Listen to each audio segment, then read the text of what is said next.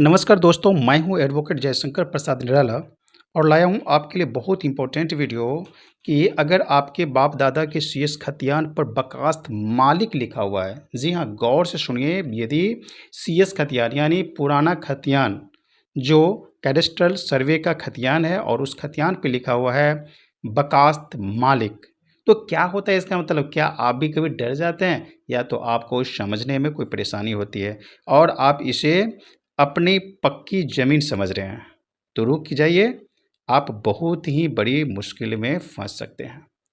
छोटा-सा वीडियो है, पूरा देखिए और इस छोटी-सी टॉपिक को जो मैं बकास मालिक उस टॉपिक पर लाया हूँ, उसे आप पूरे समझ जाएँगे और मैं स्क्रीन पर टेक्स्ट भी दिया हूँ, आप उसे अच्छी बारीकी से पढ़ के भी और भी ज़्यादा समझ जाएँगे।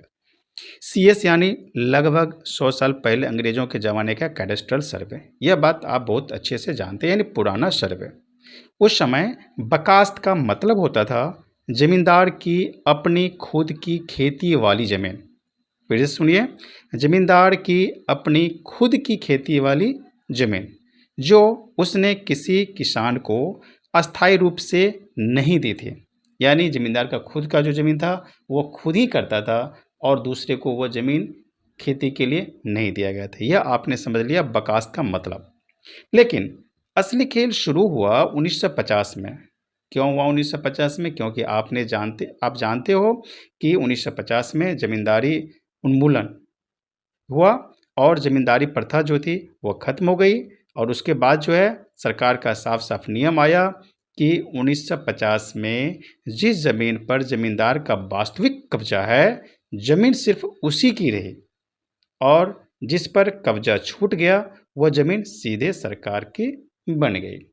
यह आपने पूरे अच्छे से समझ लिया कि 1950 में के बाद क्या हुआ। जब नया कानून आया और कानून आने के बाद जो है जो ज़मींदारी सिस्टम थी, वह कहीं न कहीं उसमें बदलाव आ गए। अब जो मैं बता रहा था कि मेन जो बात है, वह है कि वकास्त वाली ज़मीन के बारे में। तो आज लाखों लोग सिर्फ़ 100 साल पुराना सीएस का कागज़ दिखाकर ज़मीन अपनी बताते हैं, लेकिन कानूनी यह कागज़ अकेले कोर्ट में टिकता ही नहीं, इसके साथ आपके पास 1950 के बाद की सरकारी रसीद, दाखिल खारिज या नया खतियान होना बेहद ज़रूरी है। इसलिए आपका यदि वो सीएस रकबा वाला खेत, खाता खेसरा वाला खेत आपका है, तो उसका आरएस निकलवा करके तब कोर्ट में जाइए। यानी नया जो खतियान है, वह आपको आपके रिकॉर्ड रूम में मिलेगा, आपके जिला मिलेगा, वहाँ से जाकर के आरएस खतियान को निकलवाइए, सर्टिफाइड कॉपी को, फिर आप उससे मिलान भी कर लीजिए और वो अपने पास भी रख सकते हैं यदि आपका कोर्ट का कोई चक्कर नहीं है तो।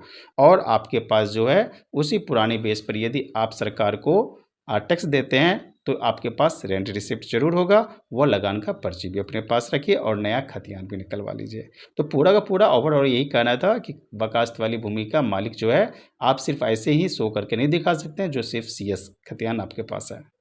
आपको आरएस खतियान भी देखिए और आपके पास जो पुराना टैक्स है, उसे भी सँभालिए और उसके साथ-साथ आप अपने आप को अपडेट रखिए। क्या आपको कागज़ात में भी बकास्त लिखा है? यदि आपके पास ऐसा सीएस खतियान है और आपके सीएस खतियान बकास्त लिखा हुआ है, तो कमेंट में ज़रूर बताइए और ज़मीन के इस झोल से अपने आप को बचाने के लिए ये वीडियो अ, अभी शेयर कीजिए अपने दोस्तों के साथ, रिश्तेदारों के साथ। धन्यवाद।